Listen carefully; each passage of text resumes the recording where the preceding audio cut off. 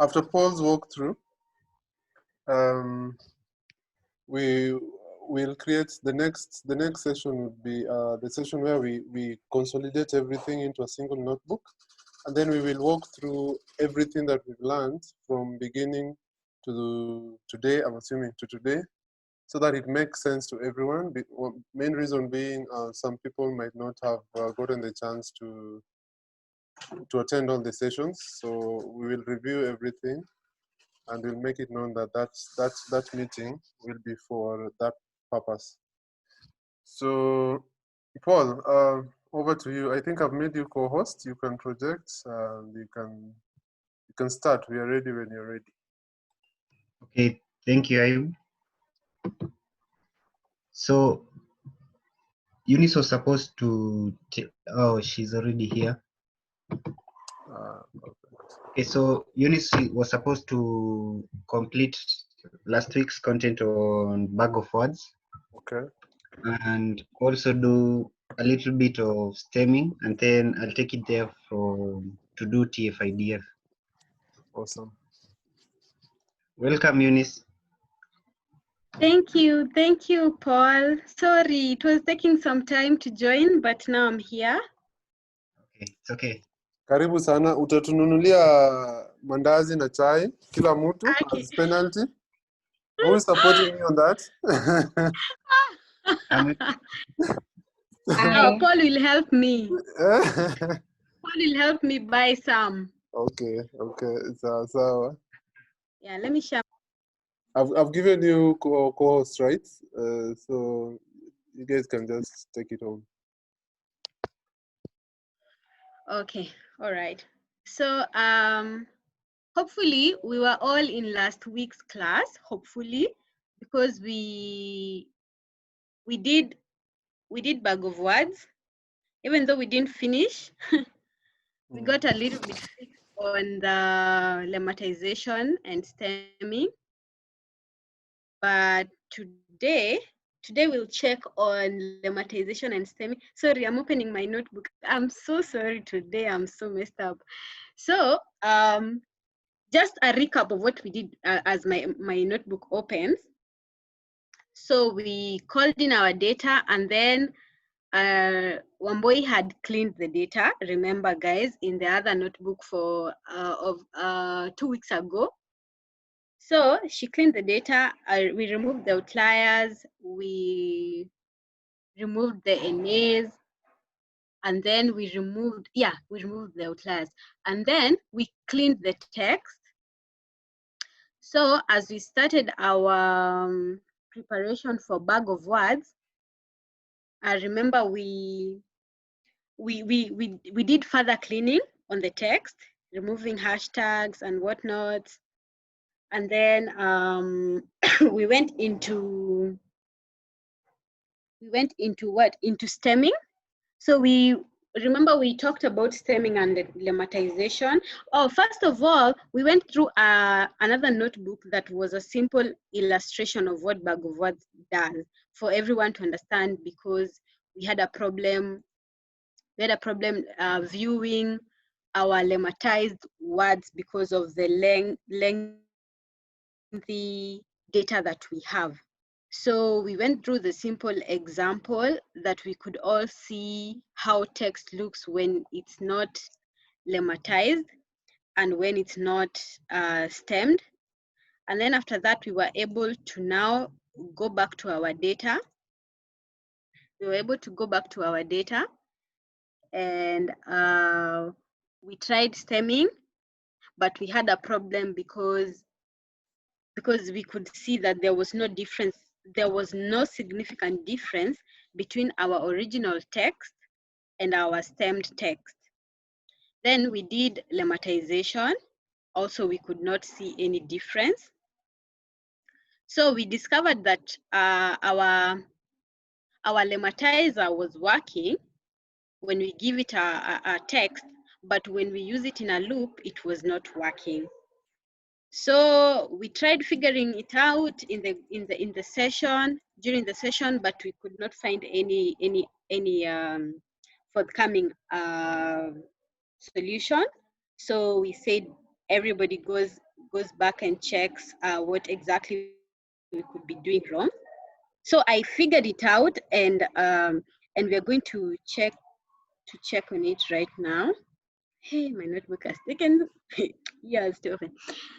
Yeah, so we are going to check it right now. But before we check it, we remember we also had an assignment to check to look into stemming and why we use different stemmers. Why? The reason why. So this is what I found out. But let me first share my notebook before I start saying what I found out. So share. Can you all see my notebook? Something is coming up. Yes, yes, I can see it. You can see, okay. I'm not so sure about the others. Any other person to confirm? Yes, yes. Yes, you can see Yeah, it. we can see. Oh, great, great, great, great. So these are stuff that we already went through last time, so I won't even take a minute to. I really hope everybody was there, and if you were not there, I really hope you listened to the recordings. Please, I hope so, because we need to give time for the next two models. So I was talking about this. We did this. We dealt with outliers. So let me just go here. Bag of words model. So I looked into stemmers, the different stemmers that we have. I remember there was, I think, Lorna, who asked a question on why should we use a specific stemmer, and in what sorry, in what circumstance should we use this stemmer and not the other one? And Ayub gave a very good explanation that there are stemmers that are very strict and others that are not. So if you want to use a stemmer for your text, then you have to be able to know, to choose which one. Do you want to really be strict on your words? Like we could see a word like maybe that has an E at the end. It was stemmed to maybe without an E. So it's your choice to decide which stemmer you want to use depending on how strict you want it to be. So this is what I found out on stemmers. So they're English language stemmers that only identify with the English language text. So these are Potter stemma and Lancaster stemma. So these two, Lancaster stemma is more aggressive than Potter stemma, and Potter stemma uses suffix stripping to produce stems. Suffix is the end of the word, so it strips that suffix. Then the Potter stemma does not keep a lookup table for actual stems of the words. That's why a word like maybe will be stripped at the end. An E will be stripped because our Potter stemma does not have a dictionary of words in itself to check whether maybe is a real word. Then also we can see if you have any language text, maybe you have Chinese, you have what is it called? You have Arabic, you have Portuguese. So for Lancaster stemma, I remember we used that, and Ayub really explained about Lancaster stemma. So it's an iterative algorithm with rules saved externally. So on each iteration that it does, it tries to find an applicable rule by the last character of that word. And then it finds if that word is actually in its dictionary, then brings out the stemmed word. Also, so for Lancaster stemma, when you're using it, you have to specify that you want the English language. You remember we specified English? If you don't specify, it won't know which language your text is in. So for Lancaster stemma, you can use it in any other language. And then we have, also these are the, oh, I'm so sorry. This is not Lancaster stemma, I'm talking about snowball. So the non-English stemmers are snowball, another one called ISRI stemma, and another one called RSLP stemma. So for snowball stemma, the one that we use, the one that I'm saying Ayub explained, has English language and other languages. So when you're using it, you have to say, you have to indicate that you want the English language. Also for the ISRI stemma, it doesn't have English wordings, but it has Arabic. So if you have Arabic text, you can use that. Then the RSLP stemma uses the Portuguese language. Yeah, so I think that is my finding on stemmas. And then for lemmatization, we only have one word net lemmatizer. If we have any other, somebody else can add, because I only found this one. And when you want the correct, if you want to lemmatize a text, you have to provide the parts of speech. Do you want it lemmatized as a verb? Do you want it as a noun or a word? Yeah. So yeah. So some just three more things that I need to say. Advantages of the stemmas. So the potastemma is known for its simplicity and speed, and it's useful in information retrieval. If you want speed, then you have to go for you need to go for the potastemma. And then Lancaster Stema is simple, but it's heavy. It's heavy stemming due to the iteration. So you can you will have to have some memory space. All right. So now we're in bag of words. This is the procedure. We tokenize, we remove stop words, then we do stemming or lemmatization depending on what we want, and then we fit the model, and then at the end of it we split test and train data, because we want to train our model and maybe predict. Yeah. So so remember here we were looking at common words in our text. So common words in our text, the text that had the tweets are these. I just looked for the 5 most common words, and these are the words you can see. And then this, I just wanted to see our column types. And then here, I wanted to see the split, the ones that have been split, the words that have been split, sorry. So we can see when we look at our length, we have 22,768 observations or rows, whatever you might want to call it. So then let's go to lemmatization versus stemming. What do we need to know? I remember we talked about this last time, but let me just go through it so that we have an idea of what we are going to do next. So we said stemming produces an intermediate representation of a word that is not meaningful. E.g., we can remember from the other example that we had, friendly with a Y at the end became friendly with an L-I. And then lemmatization, on the other hand, gets the root word that is meaningful, though it takes longer. Okay, then we said stemming can be used. A very good application of stemming is in sentiment analysis, and then lemmatization, we said, can be used in chatbots, retrieval chatbots, since you need the answers to be meaningful, the answers given by the chatbot. Okay, so stemming. In the following cell, we prepare our text for stemming by removing any HTML parsers, tokenizing, and removing the stop words. Then we shall use potastemma to stem our words. I chose to go with potastemma because it's fast and it's simple. So remember here we are removing the HTML tags. We are creating my text here. And then this is our function that we are using to to prepare our text for stemming. Then we tokenize our words. So remember here we are using word underscore tokenize. Remember we said if you have sentences, if you have a paragraph, you have to first tokenize them into sentences and then tokenize the sentences into words. Okay. Then we defined our stop words here. We said stops, we give them a data type set. Remember, Brian explained more about why we are giving it to a data type set, because the nature of sets, it does not keep duplicates. Yeah, I think that was it.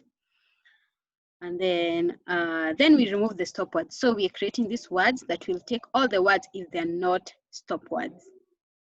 Okay, then we go to stemming. So we are defining our stemma here. We're using Stema. And then we want our stemmed words to be held in this list. So I ended up using this loop. Somebody's asking something, or we are good? Yeah. I think Mombali wanted some clarification because at the beginning you mentioned some process. Debbie, do you mind just echoing what you asked on chat? So my question was if bag of words was a process. And yeah, because I was not there in the previous class. So yeah, that was my question. Oh, okay. So, oh, all right. All right. So bag of words is a model in NLP that picks the text that you're giving it. Okay, you're preparing a bag of words model by having words. You vectorize your words after tokenizing, removing stop words, and then you can choose whether to stem or to lemmatize. And then you want these words, you want numeric representation of your words because they are text. So, hey, we went through an example last time that illustrated so well about the theory behind. But I'll try my best to explain it. I hope you understand. If you have a question, you'll just ask. So let's say you have a sentence that is a combination of words. So first you have to split it into words, separate words, and then you remove the stop words. Then you can choose to either lemmatize or stem to return the words to their root word. So if you have something like potatoes, you want it to be potato, or you have something like beginning, you want it to be begin. So you either stem or lemmatize your words, and then after that, now you create the bag of words model that has every word becomes a feature. A feature is like a variable. Every word will become a feature, and then for each sentence where that word appears, it will be given a 1. If it doesn't appear, it will be given a 0. So at the end of it, you'll have a matrix with the rows being each of the observations that you have or each of the sentences that you have, and then the columns being the features or your variables. Now your variables are the words that you chose to have in your model. So and then there will be representations of ones and zeros, but you might end up with so many zeros, which is and that matrix is called a sparse matrix. So that is what we are trying to do. I hope you understand now. Yes, thank you. Awesome. Okay, great. Okay, great. So remember last time when we tried stemming, our stemmer did not work. The output that we were getting, there was no difference between the text and the stemmed text. So this is what I came up with. There's a loop here that I'm looping over the range of words. Remember, words has all the words in our tokens that are not stop words. So for each of those words, we are creating this L2 that will join this the stemmed word. We're using stemma.stem word for each word in words. So, and then we want to have the stemmed words being appended so that we finally have a list of all the words that we have stemmed. So, and then we want to return stemmed words. So we came and applied the same on, so we want to apply our function, use our function on text. So we create a new variable or a new feature called text_stem that takes up that takes up that function. Yeah. So you can see this is what we tried last time. So we tried stemming a word like hiring and we could get higher, but when we use it in a loop, it was not working. So when we get a sample of our stemmed words, now let's see whether there's a difference. So you can see for this text, please look at this this column called text. So we can see for text, we can see we have ikokazi KE, sweaters, available, WhatsApp me. But look at the very last column that's called text underscore stem. It has ikokazi K, the E has been stripped, and then for sweaters, S has been stripped, and then for available, it's avail. So able has been removed. Also, you can see in the second row, we have hiring. Remember, first we don't have is hiring because is a stopword, it has been removed. So we don't have is, and then hiring has become hire. Awesome. Okay. Yeah, we were really waiting for this output last time. Now it's here. Good stuff. Good stuff. Yeah. And then we see the third row, there's welcome. So welcome has also been stripped. It's now welcome without an E. You see, now this is how stemming does. Yeah, the stemmer does. It just strips without even checking whether that word is really meaningful. Yeah. Even upcoming, you can see in the fourth one, upcoming has been stripped to upcome. Yeah, so at least we can see a sample of what has happened. Yeah. Yeah, and then we move ahead. Now, as we have seen, Question. Yes, please. So what changed? Because from last time to this time, what has changed? Because I've not seen anything that has changed apart from the fact that the output is now correct. Were you in the last class? Yeah, Yes. Lorna was there. Lorna was there. Oh, it's Lorna. Okay, Lorna. Okay, Lorna, what has changed is that our text, our words have been stemmed. No, that's not the question. I see that difference. What I'm asking is, from what you were trying to do last time to what you are trying to do, what in the code has changed? That's what I'm asking. Oh, I get you. I get you. Okay, we went through the code. I think you had not joined.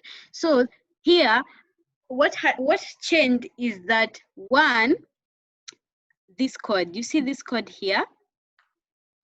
I was not joining fast. I was not joining. I was just doing stemma.stem word for words, for word in words, and then I was just appending. And then was I even appending? I don't think I was appending. Whoever has the previous notebook can check. Was I appending? No, you weren't. There are two things that have changed. That part of the code wasn't there, and then what we were returning, we were actually stemming, but we were not stemming the words. We are stemming the words that were stopped. So when you check, the output was actually returning the same thing. Oh, but down here where you have return stemmed words, we had return join for tokens. Yes. Oh, great. So that is actually, you've reminded me, Ayub, thank you, because that is something I would really want us to know, because here it took me some time to notice, but here you see our tokens are holding the tokenized words, but whatever we are removing here, you see we are removing stopwords in words here, but you see our tokens still have stopwords, and also as we were doing the stemming, we were doing the stemming on word, and then we were coming here returning tokens, which is so wrong because we were returning something that has not even been worked on. Okay, now I follow. You've answered my question. Yeah. Okay, thank you. That was a good question, because I think guys could not, maybe it was not so easy to pick that out. Oh yeah, sure. Okay, all right. So we proceed. So we are done with stemming. Does anyone have a question on stemming as we move on to lemmatization? Okay, all right. So now let's go to lemmatization. Remember, we've said that stemming does not give us an output of words that really make sense. So in the following cell, we will prepare our text for lemmatization by removing HTML passes. Okay, this is the same, almost the same function as what we have done. We have our tokens, we remove the stop words, and then okay, this one let me not explain this one today because I was trying to pick words. I was trying to store my words in a Dictionary. list. A dictionary. Yeah, so yeah, in a dictionary, so that I can know the count of words. But our focus is here. So lemmatization. So remember, we are using WordNet Lemmatizer, and then the same. So it worked on, actually for me to see the difference, I had to use stemming because it is fast and I could see the output instantly. And then when it worked, it brought out the stemmed text. I could be able to apply the same on lemmatizing. So you can see also we are joining, and then we append our lemmas. So, and then we return lemmatized words. We don't return the tokenized words. So here, okay, here, this is where I was trying to, okay, let me just explain this code. Yeah. Because I see the output is down there. So what was happening here, I was creating an empty dictionary here. And then for each, for data in my text is holding all the words. And then for word in words, if the word is not in my word count here, it's not in my dictionary, then it should be given a 1. Like it's like a frequency. I'm giving it a frequency. So my dictionary will have the word and its frequency. So it will be given a frequency of 1. Else, if the word is already there and now this is the second time it's coming, or the third or the fourth, then it will be given a +1. Okay, so at the end of it, if I have a word that is appearing in my whole text 20 times, it will have a count of 20. Then I wanted to print that and see how it looks. So this is what I got. You can see a word like job has 81, has a frequency of 81, seekers has a frequency of 81, emotionally has a frequency of 176. Yeah, but this we will use it later, not here. Sorry, I have a question. Yes? So that frequency, is it for the entire corpus or it's for a specific observation? It's for the entire corpus. Okay. Yeah. All right. Mm-hmm. Okay. But also remember, Ayub, this one I'm using for the text that has not even been removed. The stopwords have not been removed. It has not been really cleaned. Okay. So you'll find other words appearing like more than 2, and yet they are the same. All right. Yeah. So now we want to see a sample of our data that has been lemmatized. Remember, we have lemmatized our data. So you can see this very last column now has the lemmatized text. First, we have the original text here in text. Then we have the stemmed one here, the one that we stemmed up there. And now we have the lemmatized one. So you can see something like, you see production supervisor. Lemmatizing its production supervisor, it has remained the same. Oh, okay, sorry, there's something I needed to say here. Remember this? Remember this? We did it last time. Yeah. We have to give the parts of speech. If you don't give it, then it will just do. Okay, what's the default, Ayub? If you don't give the parts of speech, nothing will happen. Yeah, from the last class, we were struggling. We weren't seeing anything happening until we added the parts of speech tagger. I think the main reason is because we are looping through. Because if you use a text in a variable, it works okay. Yeah. So I was also lost why it was not working in a loop. But the moment Brian mentioned that we add a parts of speech tagger, it actually worked. Yeah, true. All right. So we can see. Let's look for an example where it actually worked. So look for just check on this second row. We can see we have looking. So stemming became look.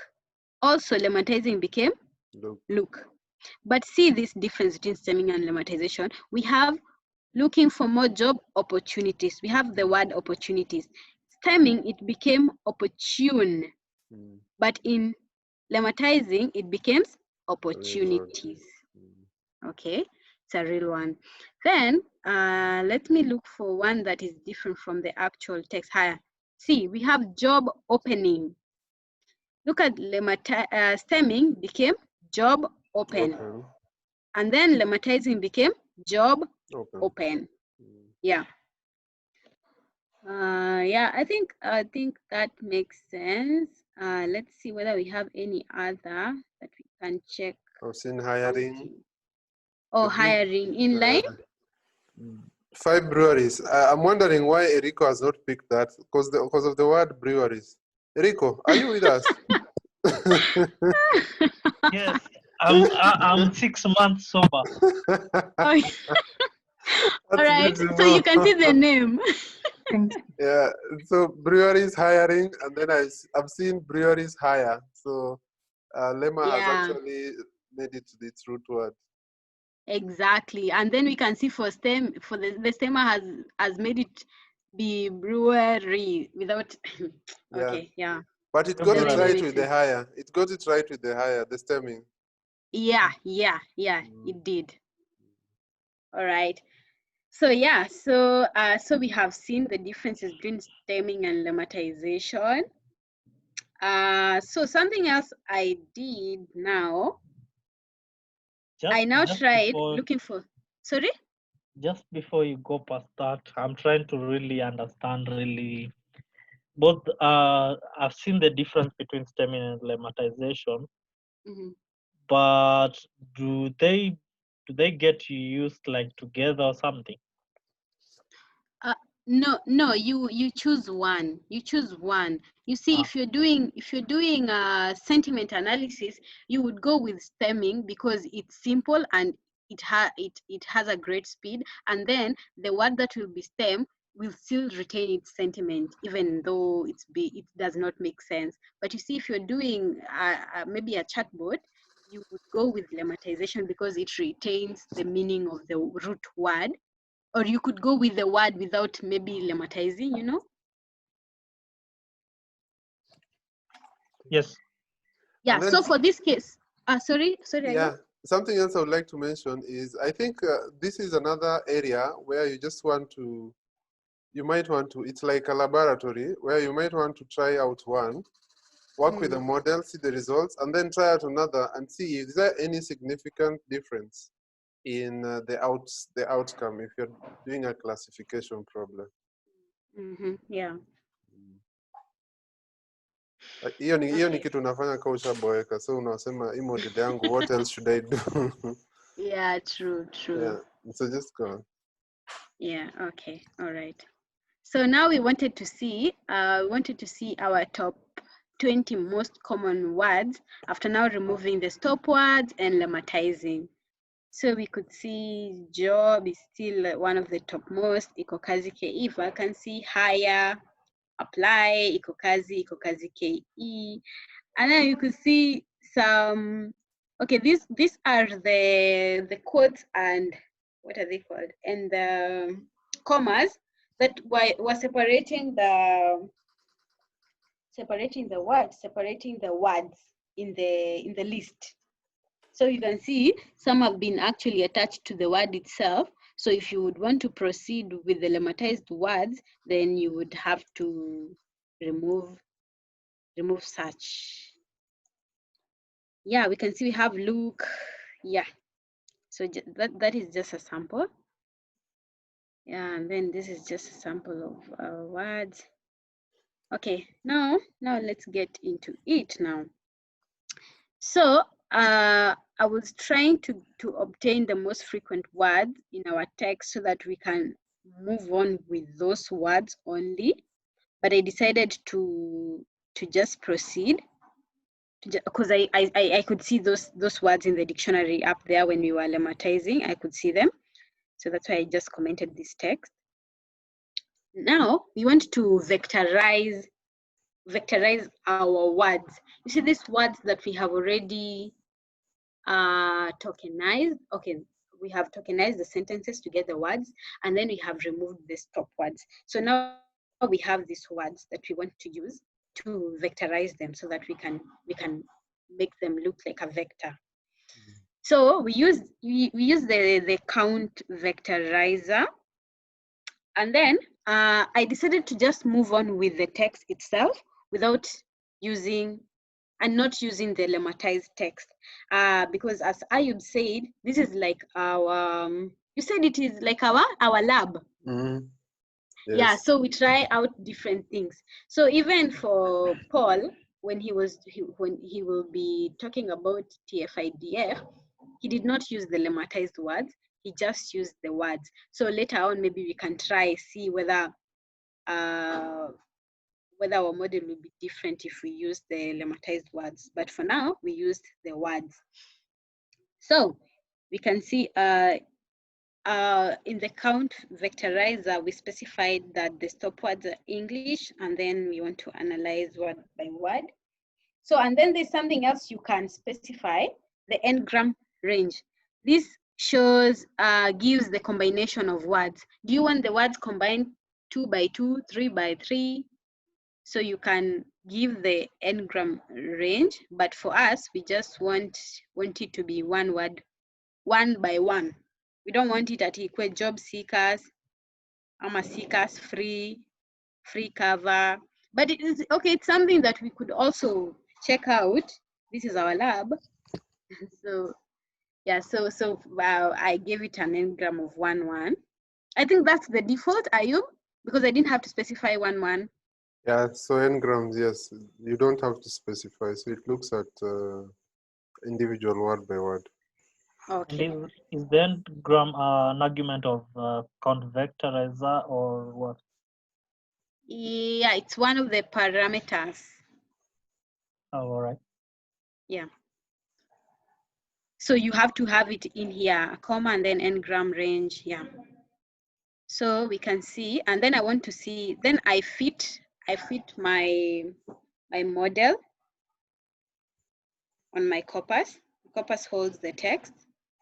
Now this is what I could get. So you can see jobs has this count in my vocabulary. Yeah, so that's what I got. And then I wanted to see the feature names. So the feature names are, sorry?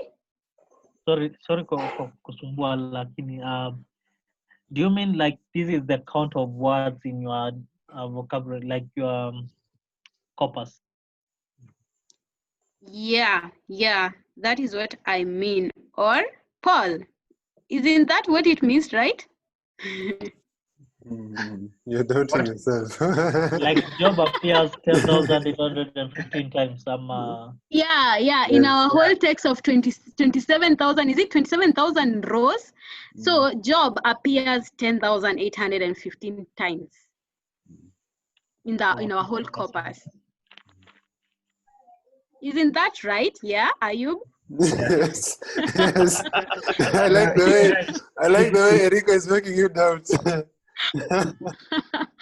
Okay. I'm asking because I don't know. I'm not asking because I know more. Not an exam. All right. Yeah. All right, we are all here to learn. Yeah, we are all here to learn. So that is it. So then we want to get the feature names. Remember we said our features will be our words. The words that, so these words will become the features. So our feature names are these. You see, there's so many. They've been arranged alphabetically. There's so many. Yeah, so many. So Question. yes. Some of those words make no sense. What are they? Yeah, like which words? Like adva. The first Advance. ones actually. Yeah, because they were like, actually they were like that in our text. You know, we haven't gone through our text to check word by word if it makes sense. We just removed the weird characters that we don't need. Ah, okay. Yeah. What is that CV? The CV, just scroll up. And The count vectorizer. Counter Oh, vector. okay, Mm. okay, all right, okay.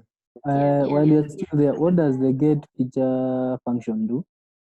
It gets the variable. Okay, our features. We said our features. Okay, feature stroke variable names will be our words now. Our words will become the features. So you want to get the feature names, you get the actual. These are the actual words that will be in our matrix. Hapa kwa columns, column names. Hizi ndio zitakuwa hapo. Oh, sasa nimepatana. Okay, great. So now we want to see our matrix. How does it look? So Question. Sorry. yes, please. Is there going to be an issue of dimension now that you said it's gonna be columns? Good question. Is there okay? All right. So you're asking, is there gonna be an issue of dimension? Yeah, because we have so many words. Imagine, because our corpus is very, very lengthy. So we have so many words. If we want to view our matrix, let me just show you down below here. See, I wanted to view my matrix here. Print my matrix. I can't even view it because it's compressed, because it's too lengthy. It has 22,768 times 24. So these are the rows and columns. So more columns than rows. Yeah. Because our columns are the sentences. The columns are like 24,000. Yeah. Okay. 24,749. 49. Okay. Yeah. Okay, so this is what I could do now. I wanted the columns to hold the our feature names, and then these are our sentences. They were 20 how many rows and columns? 24,000. So this is just a preview of the back, and this is the front. So we can see this is called a sparse matrix because it has so many zeros. So the ones, you'll just see the ones, as I said, if sentence 2 has this aiwa, this one, if it has this word, then it will have a 1 here. Wait. Yeah. So now we can see we have a sparse matrix that has our words as features, and then our columns as the number of observations that we have. Sorry, could you just repeat that last bit where you're saying it's gonna be a 1? There's gonna be a 1. An instance where it's going to be 1 and an instance where it's going to be 0. Okay, so for an instance where it's gonna be 1, it's for maybe observation 2 in our data set has this word AA. If it has AA, then it's gonna be 1 here because it's present. But if it's not there, it's a 0.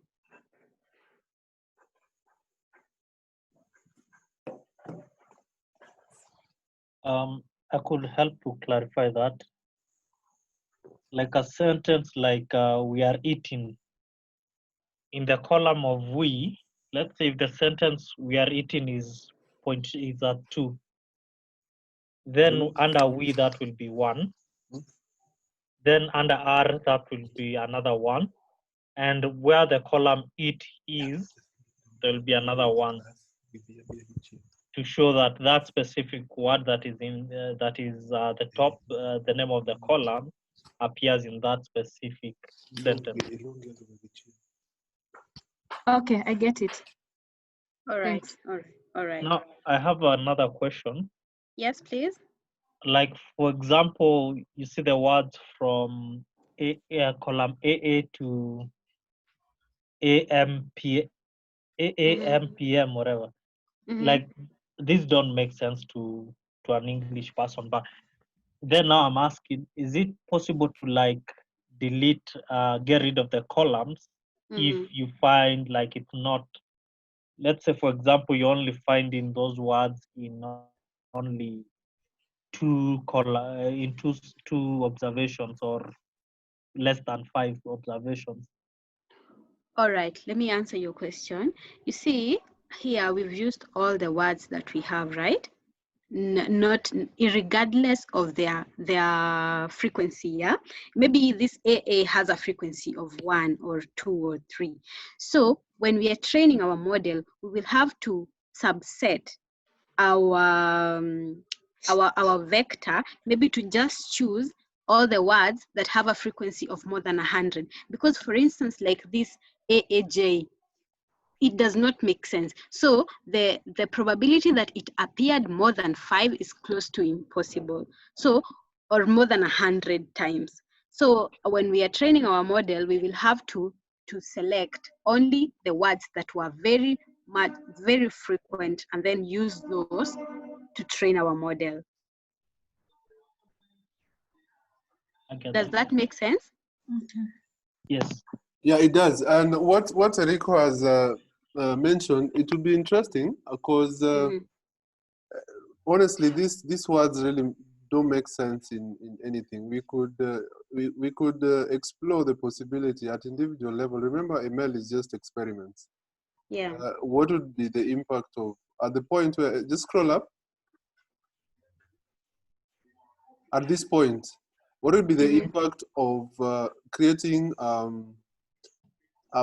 reference of some of these words that do not make absolute sense, and then before we proceed with the bag of words, we sort of like write a function or to scrap them off. I don't know. I've never tried this, but what Eriko is bringing up, it could be interesting to just follow that path, figure out the possibility before we proceed. Yeah. All right, just go on. I think it's something worth trying at an individual level, because Yeah, sure. absolutely it doesn't make sense. And then this is Twitter data. Twitter mtu anaweza andika tu vitu zake. Yeah, true. All right, just proceed. Also, excuse me. Yes. Yes, please. I can see the features. They have been arranged in alphabetical order. Yeah. And the sentences, is it in a way that they appear from the first one to the last one? Or? Okay, the sentences are from the first sentence, second sentence, like that. But okay, the features have been arranged, but the sentences are just as we have in our data. Okay, from the first sentence to the last one, eh? Yes. Okay. Okay, so see, I wanted to view the matrix, but I said I couldn't view it, and then I could see the rows and columns here. So I discussed this with Paul, because we are doing this together, the model fitting. So what we are going to do, because I've already fitted the model, I have not started training it so that we can actually predict and see the output. So we want to fit the models, and then after we decide which words to go with forward, then we can be able to start training our model. So that is the far I could go with bag of words until now we start training the model. Yeah, so I'll let any questions come through as Paul prepares to share his notebook so that we can go through Tf-Idf. Remember, I told you for bag of words, the disadvantages of bag of words is that, you see, like a word like we, if it appears 100 times in our corpus, it will just be given, for each sentence, it will just have a 1 or a 0, a 1 or a 0. So this word could be very important because it has appeared more than 100 times, but it's not given, it is not given equally the same attention as it is, as it what? Yeah. Okay, what I mean is that we have ones and zeros. If I look at this word, I say, okay, it appears here 1. Why don't we just look for we in the whole of our corpus and maybe give it a a 20 or any the representation of the words do not match their importance. So that's why we need to go through Tf-Idf, see what does it offer. Is it enough for us? Do we need to go to Word2Vec, then check out Word2Vec? What does it offer? Then we know which model to stick with. But in the meantime, this is our lab, so we're going to test everything. So I'll just let Paul share Tf-Idf, and then I think the next class will, okay, Ayub will explain that, and then maybe we can have all our models together, and then we can, what is it called to deploy? Yeah, we can now build classifiers and then eventually deploy. Yeah, true. Yeah, so that's it for me. Until maybe next time when we see me, no, when we train the model together. Awesome. Awesome. Yeah. Any question?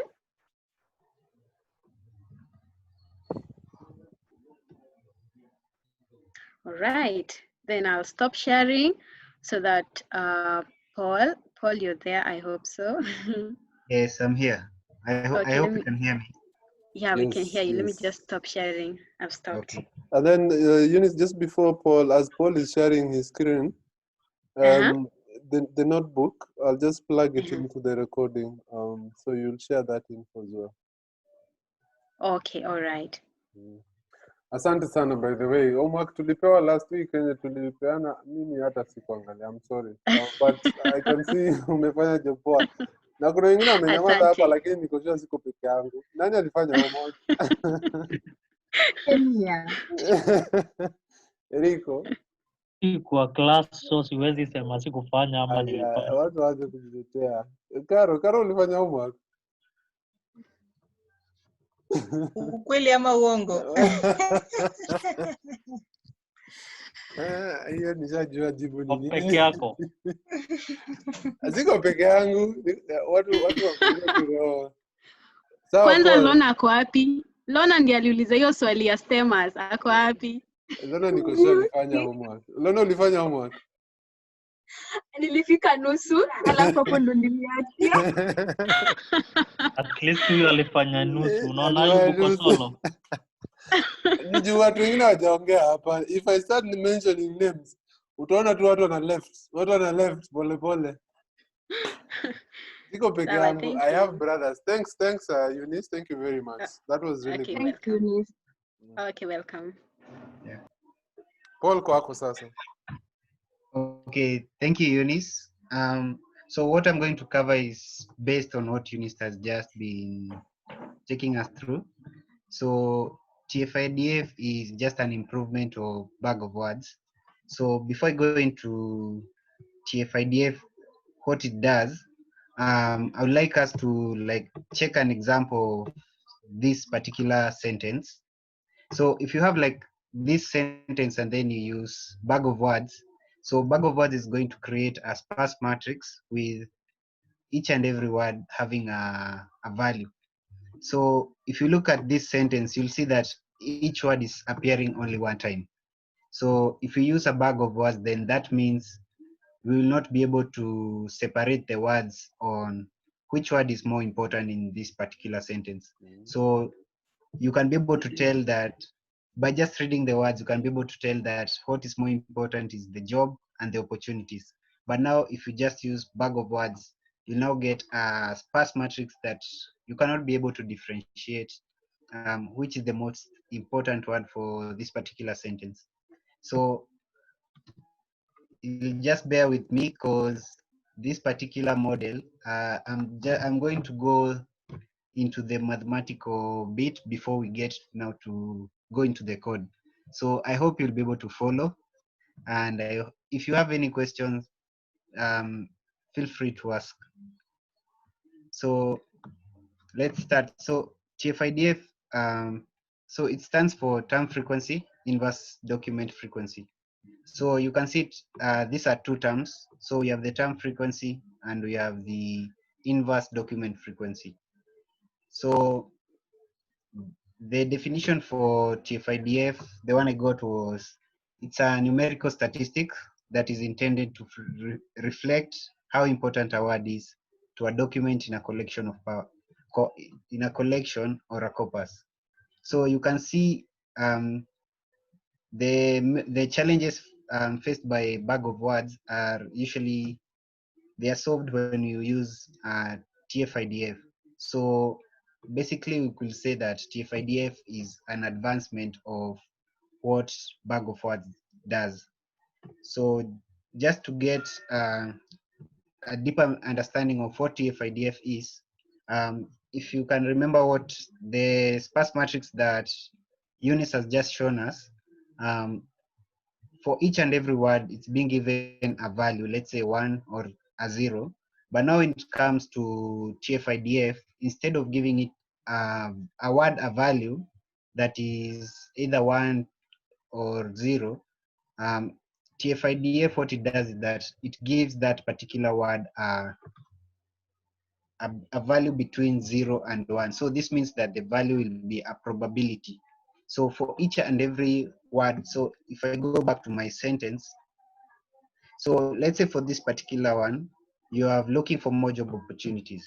So when you use a bag of words, each and every word is going to have the same strength when it comes to checking for that particular sentence. But when we use Tf-Idf, you might find like looking has a Tf-Idf of 0.8, job has a Tf-Idf of maybe 0.3. So these are just values, random values I'm giving them. And maybe opportunities might have a Tf-Idf of 0.4. So the reason as to why I've given them those specific values. So since our particular document, we are trying to get the words that are more related to either getting a job or employment opportunity. So a word like job will have a very low Tf-Idf. So somebody might ask, why is it that something like a word like job will have a very low Tf-Idf? So the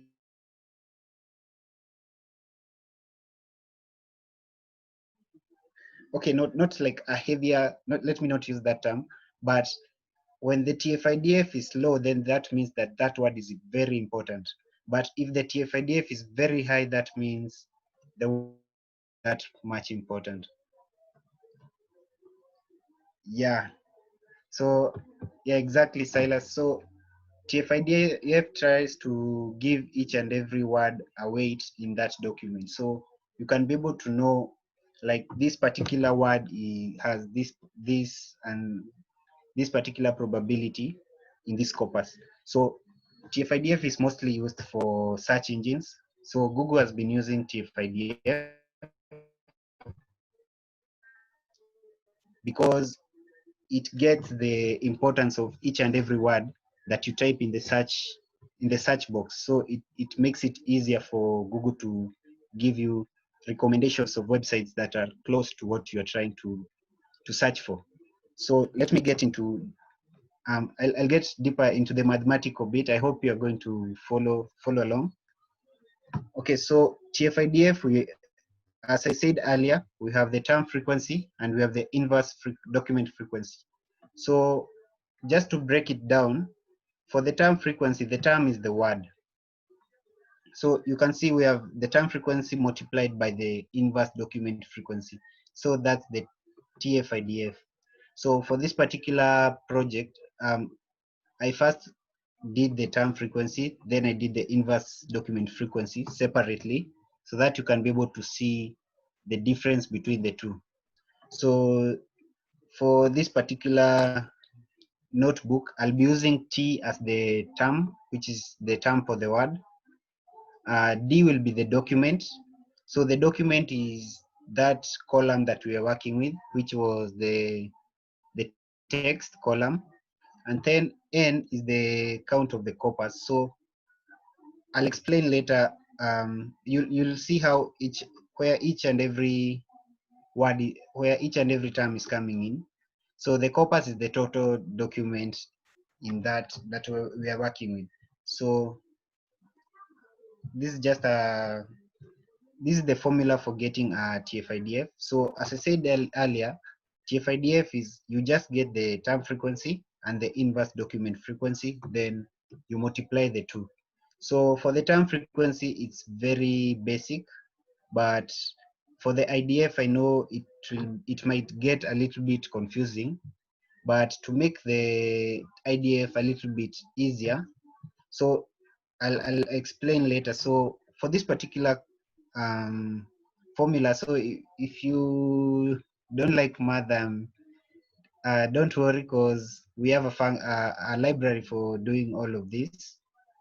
So don't worry if you don't understand the math, but if you get to understand the maths behind Tf-Idf, then everything becomes easier. Even implementing it becomes a little bit easier. So for this particular formula, so the first Tf, that's the term frequency. Then the log, and then in brackets n over df, that's the idf. So I'll explain why the log is coming in, why we have the n over the df. So I'm going to explain everything later. So you can see Tf-Idf is equals to term frequency multiplied by the inverse document frequency. So that's generally the formula that is used in Tf-Idf. So let's get into the term frequency. So the term frequency is the measure of the frequency of a word in a document. So how frequent is this word appearing in this document? So it depends on the length of the document and the generality of the word. So by that I mean how many times does that particular word appear, and also the length of the document. So how many words are in that particular document?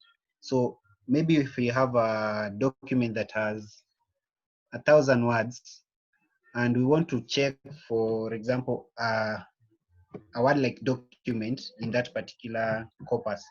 So document might appear 100 times in a corpus that has 1,000 words. So to get the TF, you just divide the number of times that particular word occurs in that document. Then you divide it by the number of words in that document. So it's just that easy. You take the total number of times that word appears in a document and the total number of words in that document. So that gives you the term frequency. So this is the formula. So the TF is the frequency of a word in a sentence divided by the total number of words in that sentence. So it can be a sentence, it can be a document, so it depends. So when we get to the inverse document frequency, so the inverse document frequency, it's computed as the logarithm of the number of the documents in the corpus divided by the number of documents where a specific term appears. So what this means is that maybe we have, let's say this is our word. So I'm going to copy it again. Okay, so let's say this is our document.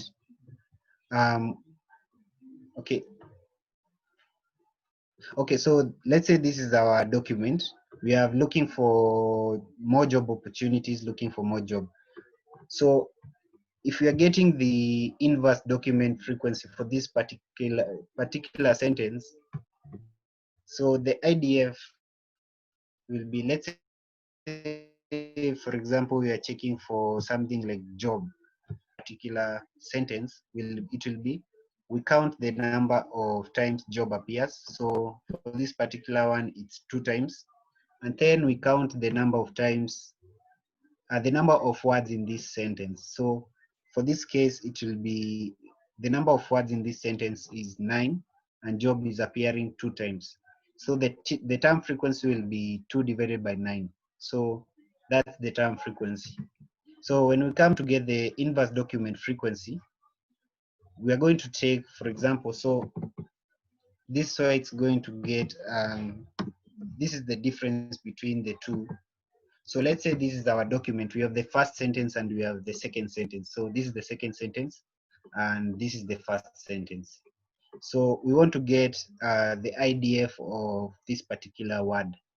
So to get the IDF, we're going to check for the number of documents in that corpus. So the number of documents in this corpus is, we have the first sentence and the second sentence. So then we check for the total number of documents where the specific term appears. So let's say for example, we are looking at opportunities. So opportunities is appearing only one time in this document, and we have two documents for this particular case. So to get the IDF, we're going to take the total number of documents, which is 2, and then divide by the total number of documents where this specific term appears. So opportunity appears only in document 1. So let's take, this is the first document, this is the second document. So opportunity appears only once in this document, and in the next document it doesn't appear. So when we want to get the IDF, we're going to take the total number of documents, which is 2, divided by the total number of documents where this particular word appears, which is 1. So it's going to be 2/1. So the reason as to why we are using the log function is because we may get a scenario whereby the total number of documents will be, let's say we have a corpus with 1,000 sentences. So if you have a corpus of 1,000 sentences and the word opportunities is appearing 10,000 times, so that will be okay. Okay, sorry for that.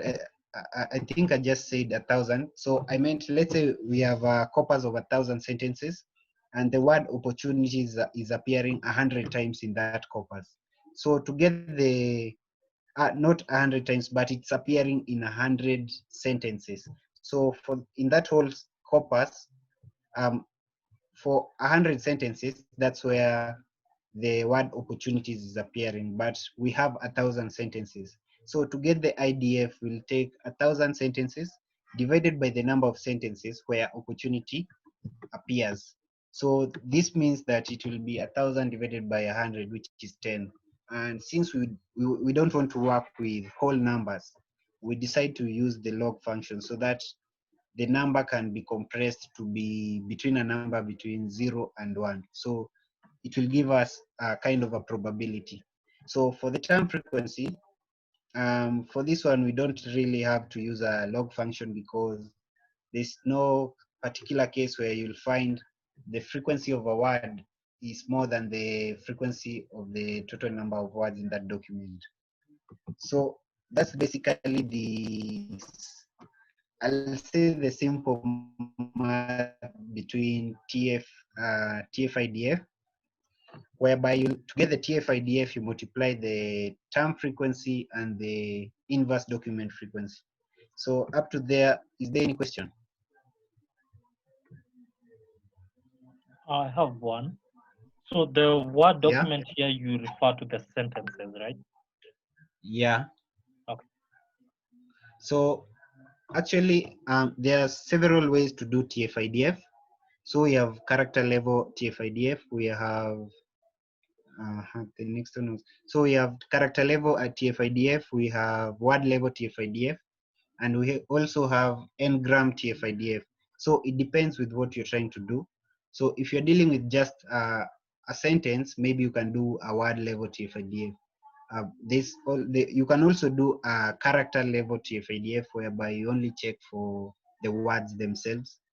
And we have an n-gram Tf-Idf, which combines words. Let's say you can have, let me go back to this one. So you can see, for most cases, the word jobs is more likely to appear with job, or it's more likely to appear with opportunities rather than job appearing with something like looking. So you cannot combine job and looking rather than combining job and opportunities. So the n-gram Tf-Idf, what it does is that it tries to combine two words together, and then it tries and checks for how frequent does these two words appear in this particular corpus?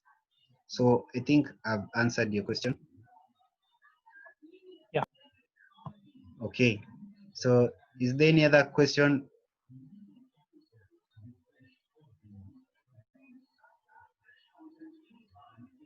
Okay, so I'll assume from the silence there is no other question. So basically, to get the term frequency, inverse document frequency, you get the term frequency and then multiply it by the inverse document frequency. So this is going to give you a probability between 0 and 1. So one key thing to note is that the higher the value of the Tf-Idf, the lower that the higher the value of a word. So if the Tf-Idf of a word is very high, then that particular word does not have is not given a heavier weight. But if the Tf-Idf is very low, then that means that word is unique, and henceforth that word will have a heavier weight than the others. So for this particular, if you're doing Tf-Idf, the most important words are the words that have a lower Tf-Idf. So let me now get to the code. So if you can see, one of the main problems associated with bag of words model is that it assigns equal value to words irrespective of their importance. So the idea behind Tf-Idf is that the words that are more common in one sentence and less common in another should be given high weights. So that's the difference. And so Tf-Idf is just trying to improve on what bag of words does, and that is to give each and every word an importance in that particular sentence, that particular corpus. So implementing the Tf-Idf, so we're going to use Tf-Idf vectorizer. So this is a library whereby for me, I first did the term frequency on its own, and then I did the inverse document frequency on its own, so that you can see the difference between the two. So for the term frequency, we're just trying to see how frequent is this term appearing in this corpus. So if you can see, so these are the values that have been given. So to get the term frequency, you just import this Tf-Idf vectorizer. So it comes with, these are the arguments that you can pass. You need to make sure that the stopwords is in English because we're dealing with English. And then what we're trying to analyze is a word. So for this particular one, once you initialize the term frequency, the Tf-Idf vectorizer, so I imported it before at the top of the notebook. So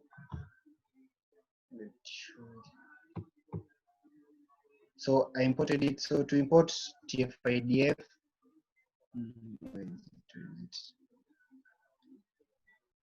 yeah. So to import Tf-Idf, this is what you load. So it's contained in feature extraction.txt. That's why you import Tf-Idf vectorizer and also count vectorizer. So to get the Tf, so the Tf is the term frequency. So this is the corpus we're working with. I didn't use the lemmatized column, so I just decided to go with the clean column, the clean text. So our corpus will be this column. My data frame was tweets. So yeah, I named my data frame tweets. So we're going to perform a Tf-Idf for this particular column. So first we were getting the term frequency.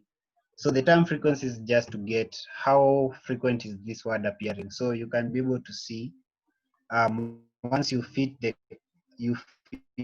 transform the corpus, you can get the vocabulary. So the vocabulary is giving you the frequency of each and every word in that document. So you can see ikokazi ke, it's appearing this number of times. So it has given each and every word a value of how frequent it appears in that document. So after you get the TF, so this particular vocabulary is for the term frequency. So after getting the TF, now we can go on and get the feature names. So the feature names, it has already fit the term frequency. So we are trying to get the words themselves, the features. So this is the function for getting the features, and you can see the words that are contained in that particular column that we are dealing with.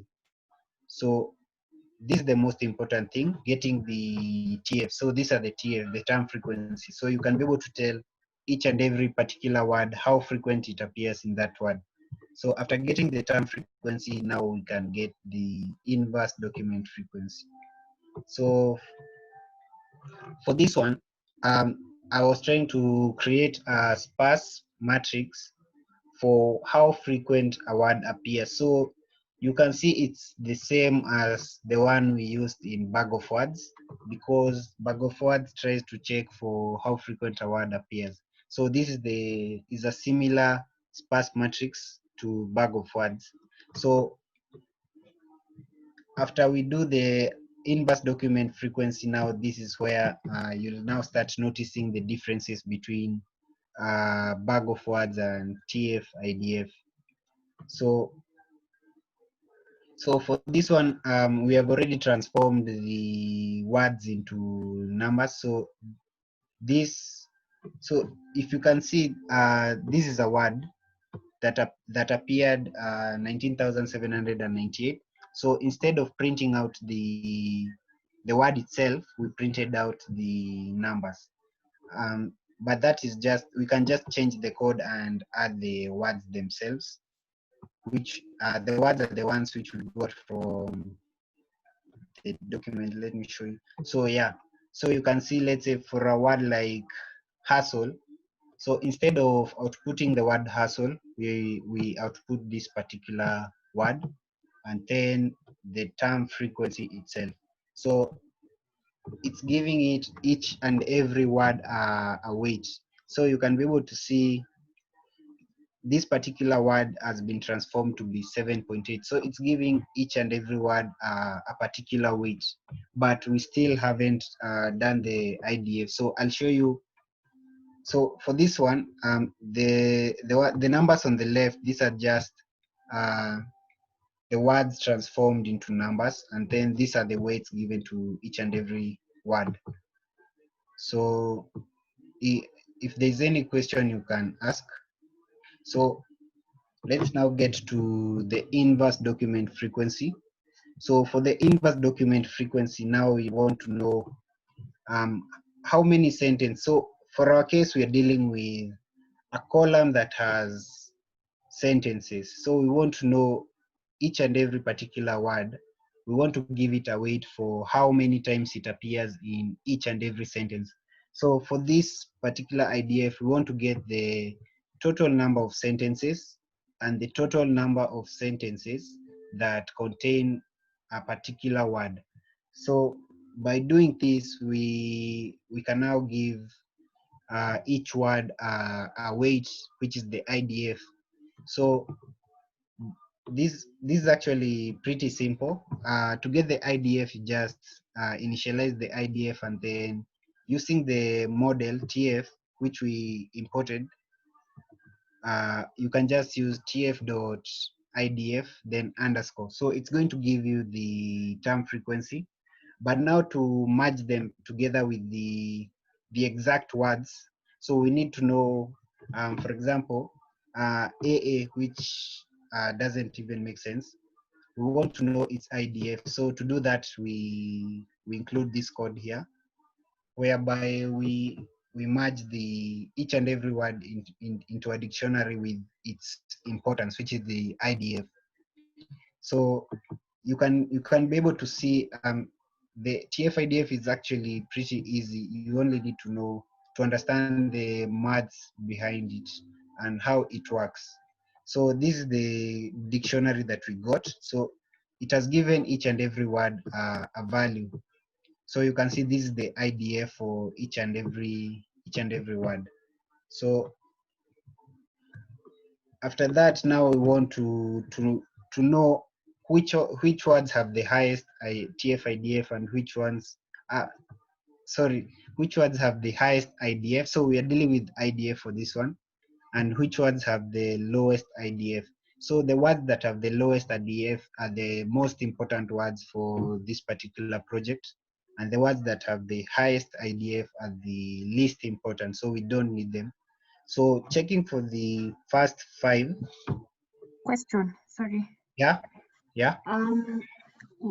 Where you called tf.idf, Yeah. for the, can we assume that it calls the logarithmic function at that point for every figure?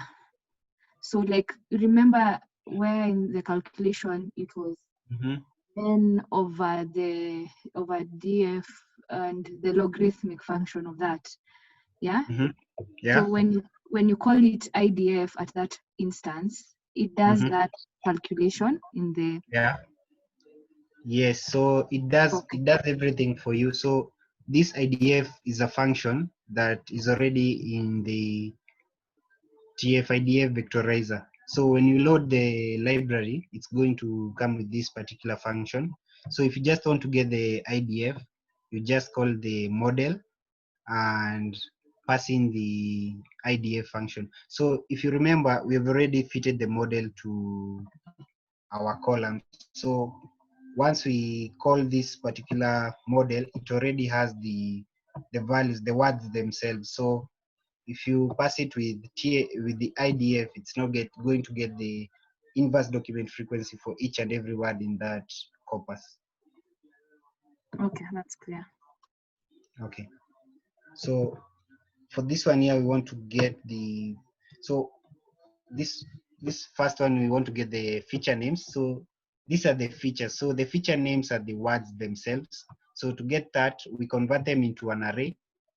So that you can get like a list of words. And then to get the exact words, you call in this is the model, which is the TF, and then to get the feature names. So it's going to get the features and then place them in a list, and then this list will be called feature names. So after that, we need to sort the words so that you can get the highest and the lowest words. So so this particular one, if you remember, this is the same function that we used above here. So it's the same function. Instead of just writing tf.idf, you can just use idf. So we sort that using numpy.argument sort and store it in sorted by idf. So if you want to get the lowest IDF, it's going to sort from the lowest to the highest. So if we just call sorted IDF by their feature names, so it's going to call each and every feature names and then sort them from the first 5. So the first 5 rows, these are the lowest. And then if we want to get the highest, we use -5 and then the colon. So it's going to get the last 5 words. So it has arranged them in ascending order from the lowest to the highest. So as you can see, the first 5 words, you can see the word job, ikokazi ke, vacancy. We also have a CII word and hiring. So you can see this particular word is not supposed to be there, but we will see after we combine the term frequency and the inverse document frequency whether this particular word will retain having a low IDF. So you can see the words with the highest IDF. We have easy refer, ikokazi k. So one major problem, if you notice this, it's related to what we are trying to do, which is to try and get the tweets that are related to job opportunities. But you can see this particular word, since it wasn't split well, it has been given a high IDF since doing the inverse document frequency, it doesn't know whether this particular word is very important. So this is the list that we came up with. So the first 5, you can check even for the first 10. I haven't loaded my data set, so I'm not going to edit the code. Okay, so oh yeah,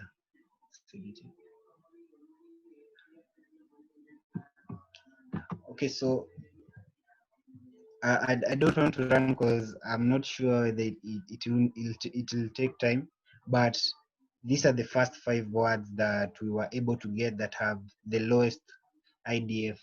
So remember, when getting the Tf-Idf, we are trying to get the words with the lowest Tf-Idf. So those are the most important words.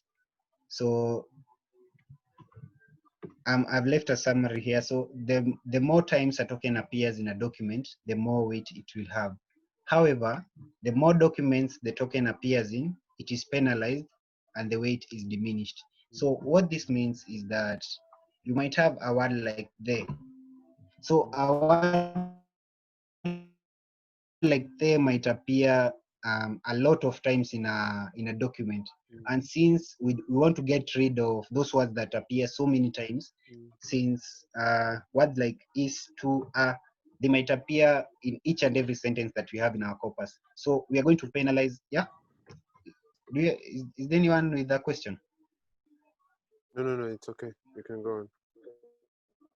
Okay. Okay.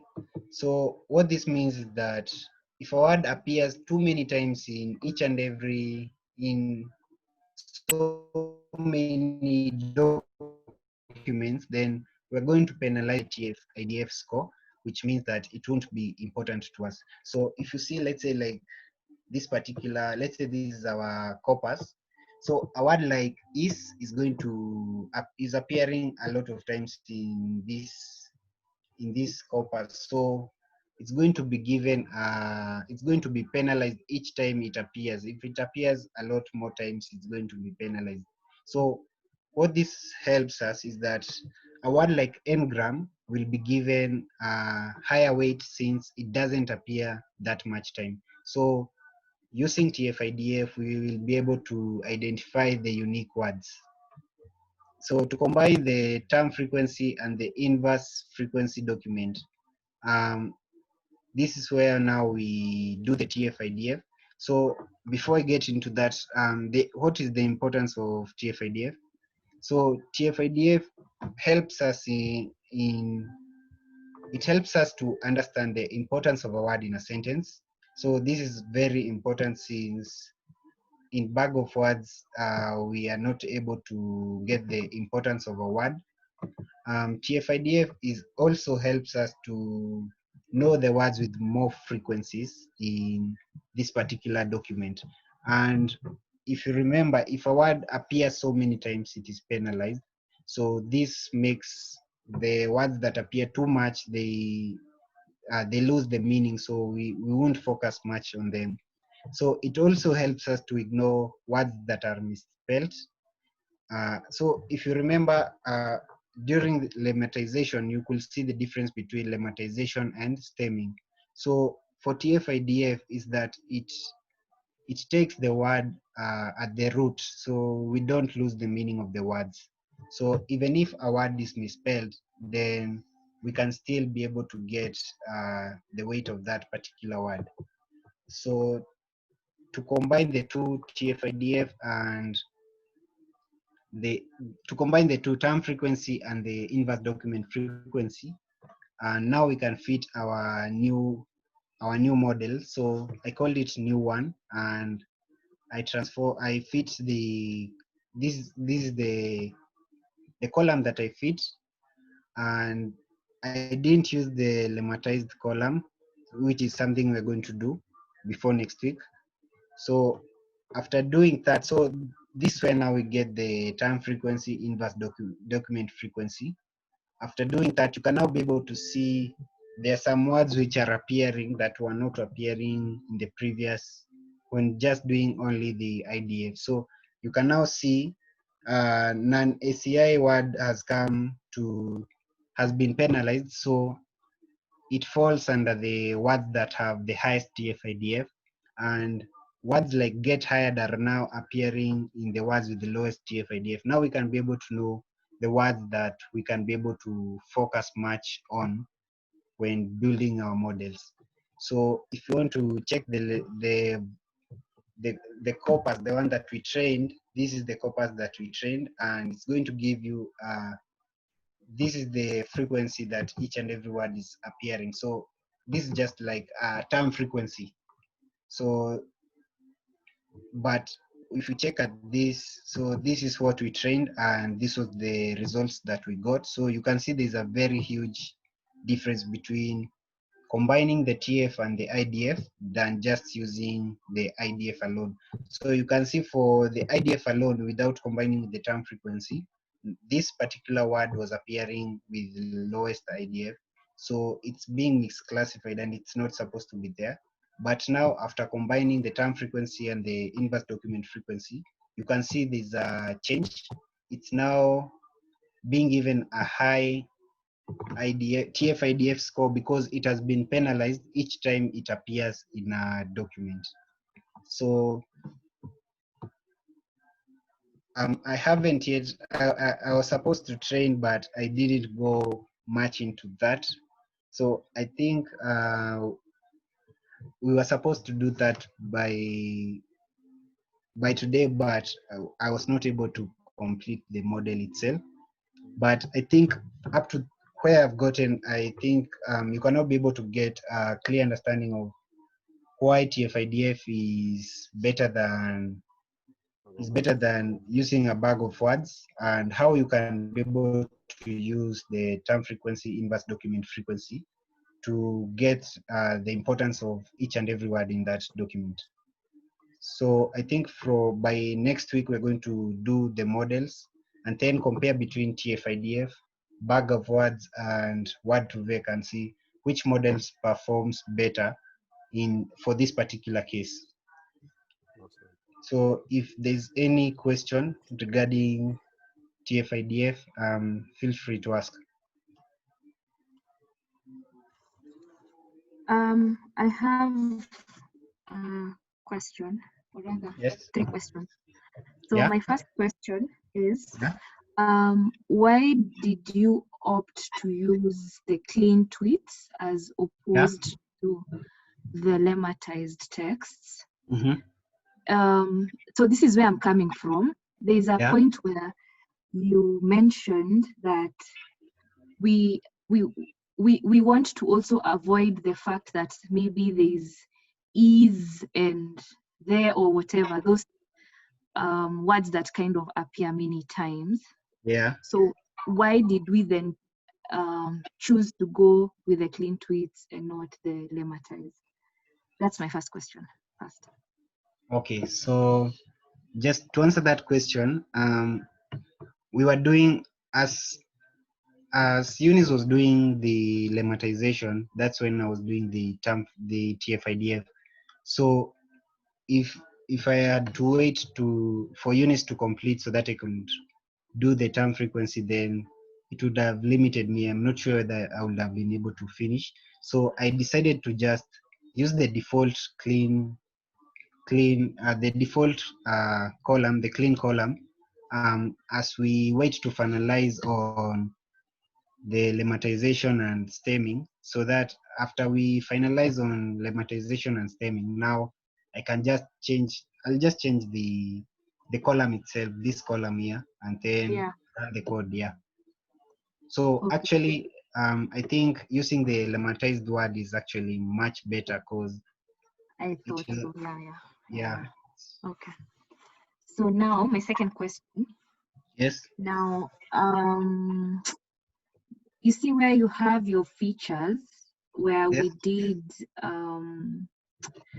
TF and we did IDF, then finally we did Tf-Idf, just to see the difference, right? Yeah. There's a place where you mentioned that it takes care of misspellings or something. Yeah. Misspelled. Actually, it's there on the screen. Yeah, you see that. Yeah. So now we had a name like it was like a joint name. Yeah. Easy, Kazi, something, hustle, something which was This given. kind. Yes, yes. Yeah. Which kind of said it's not important, right? Yeah. Now, when we went to do the Tf-Id, it just didn't appear. So is that treated, what is that, like, I'd want to understand what that kind of word, how is it treated when you do Tf-Id? Okay. Yeah. So for what Tf-Idf does, so let's say for example, we have a word like which is the best word? So we have a word like vacancy, right? So this is the correct word. So in case we come across a word like this, so we without the y, so what Tf-Idf does is that it takes this as a word on its own. So this vacancy without the y and vacancy with the y, so this will be two different words. So for this one, it will be classified as it's not a word. It's not like it's not an English word. So it's going to be given a very high Tf-Idf. So it's not going to be that much important. So and that's what happened to this one, this particular one. So Tf-Idf could not be able to split this particular word into the specific words like easy, ikokazi ke, ikokazi ke, share, and my hustle. So what it did is that it took this as not an English word, and it wasn't given it was given a very high IDF. So I think that's where you can see the non-ACI words are falling in.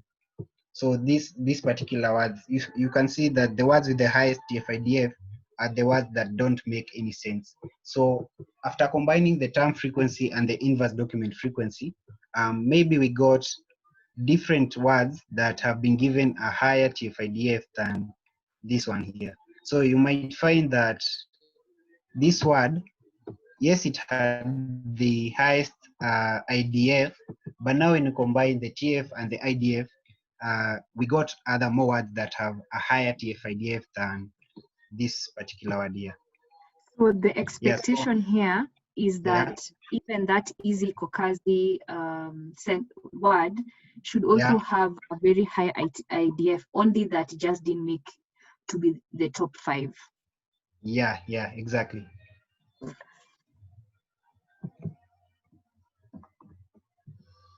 All right, there is something else I would want to add. Lorna, thank you very much for those questions. Yeah, I know it brings out a couple of things that Paul has explained very well. There is something I would want to add. While it's true on when you lemmatize you expect to get better results, but remember lemmatization is anchored on an English corpus. So in the real world, the data that we normally work with, we hardly get a purely English corpus. Kwa ground vitu ni tofauti. Utapata millennials wanaongea lugha ingine hata wewe huelewi. Utapata wazee kama sisi Eriko tunatengeneza lugha yetu. So I've realized that it is always safe, especially when you're working with a production system in this region. It is always safe to use clean text. And then if your users are more likely to use Swahili or even slang, or even it's better not even to try and lemma. It's better not even to try and remove the stop words. And then for stop words, out of experience, I did a model first without the stop words, and then repeated with the stop words. I got better results with the stop words. So again, it's very, very experimental.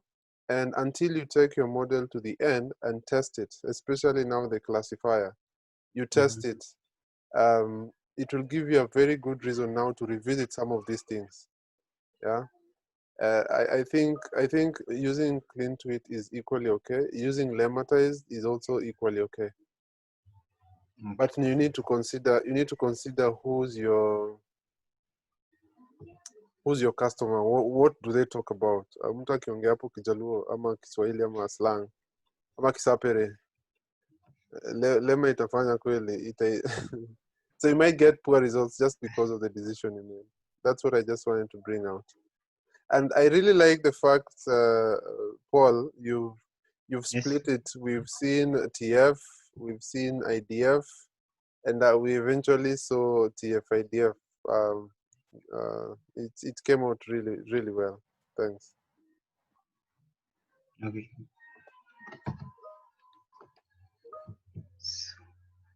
Okay, so on my end, I think that was all that's why I got.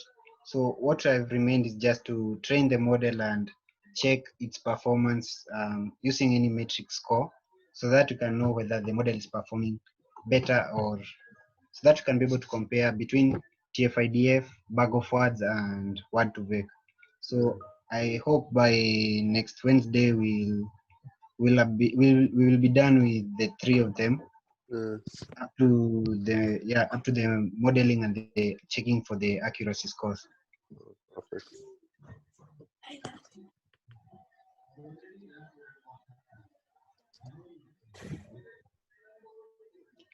Okay. Anyone with a question for Paul? Comments? Mulilala venye mulisikia maths ama ama mulisikia malog mkasema uololo? Anyone with a question?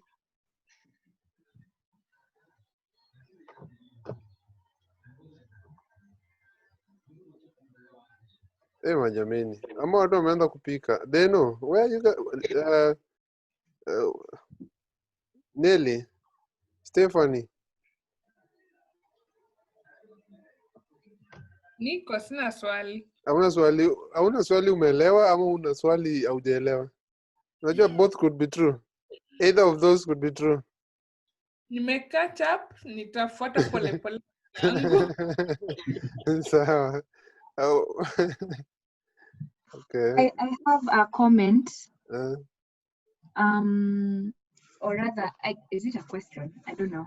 Is there a way we can, like, from Wamboi to Eunice to Paul here? Yeah. Like the notebooks. No, I know you've said that you're going to just marry them into one. Like now, just for one, for now, is there a place where we can even get them, even if they are separate, like notebooks? Okay. All right. Yeah. Yeah. That would be helpful. Yeah, I agree. Eunice sent his. Paul, I think you could share the same. Yeah. And then Wamboy also sent. I shared that, but in case anyone doesn't have, we could put it together with the video, with the recording, so that when you're going through, you have a link either directly to Paul's repo, or Eunice's repo on GitHub. But also Paul could share the same on WhatsApp. Yeah. So I'll share on WhatsApp. All right. Okay. So our next class, I think we will walk through from beginning to end, from up to where we'll have reached, and then we resume. Paul, I have a request to make. I know the schedule for modeling Word2Vec and bag of words and Tf-Idf, to compare those three. I know it's quite a lot. I have an additional request. Yeah. Could you do something on topic modeling? So we could either write, just come up with some classes, and then we build a classifier based on the various topics. Okay, so we'll try and split the tasks with, I think she already left. Eunice, yeah, she told me that she had blackout. Yeah. Oh, yeah, so we'll split the tasks, and then by Wednesday, I think we'll be done. Awesome. All right. Okay. Cool. Thanks.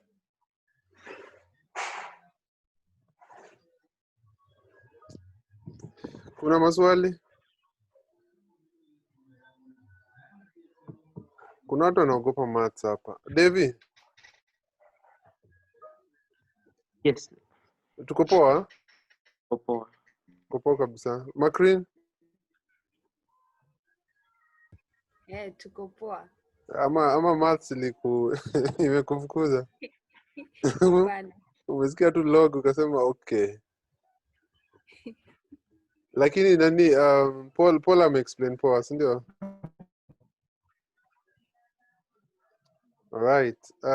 Deno? I think the Iko link is sawa, also not good. iko sawa kabisa. Yeah. Lona, I completely agree with you. When Paul has married the two, it's very, very good. Sawa, I think we wrap it up. It's 8 p.m.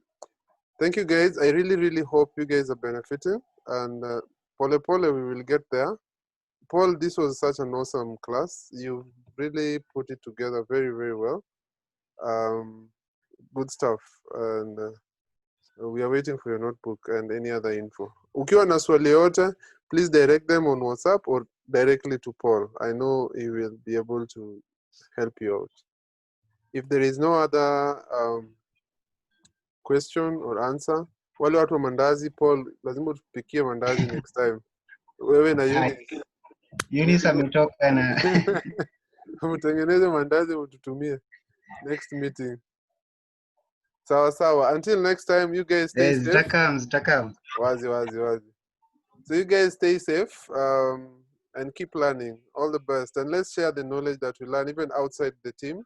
Let's keep it that way. Cheers, guys. Have a good night. Yes, cheers. You too. Okay, bye. Bye.